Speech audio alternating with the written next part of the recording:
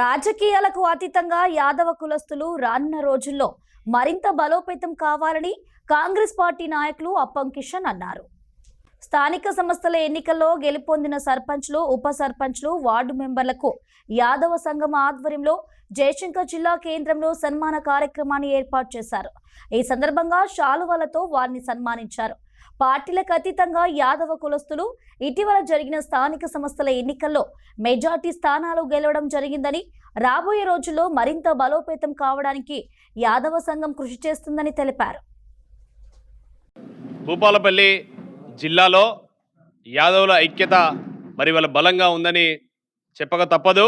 మొన్న జరిగిన సర్పంచ్ ఎన్నికల్లో మరి ఇవాళ 23 మంది సర్పంచులుగా, 28 మంది ఉప సర్పంచులుగా మరియు 100-120 మంది వార్డు సభ్యులుగా ఇవాళ జిల్లాలో మరి యాదవులు అన్ని పార్టీలు ఇవాళ కాంగ్రెస్, టీఆర్ఎస్, బీజేపీ ఏ పార్టీ అయినా కూడా ఇవాళ యాదవులు పూర్తి స్థాయి మెజారిటీగా మరి ఇవాళ గెలుపొందడం జరిగింది.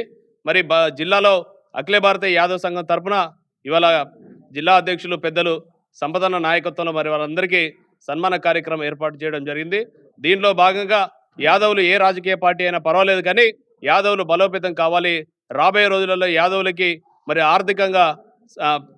ఆర్థికంగా బలోపేతం అయ్యే విధంగా మరి జిల్లాలో మరి యాదవ్ సంఘాన్ని బలోపేతం చేయాలని ఈ సన్మాన కార్యక్రమం సందర్భంగా పిలుపునివ్వడం జరుగుతూ ఉంది.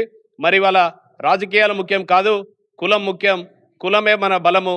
మరి గతంలో మరి యాదవులు అసెంబ్లీలో 28-30 మంది ఉన్న అసెంబ్లీలో ఎమ్మెల్యేలు ఇవాళ మనకు రోజు రోజుకి మరి బీసీ వాదాన్ని పెంచి మరి బీసీ వాదంలో ఉన్న యాదవులే మొదటి స్థానంలో ఇలా ముదిరాజులు యాదవులు బలంగా ఉన్నారు. కాబట్టి యాదవుల సంఖ్య పెంచాలి, యాదవులు బలంగా తయారు కావాలి.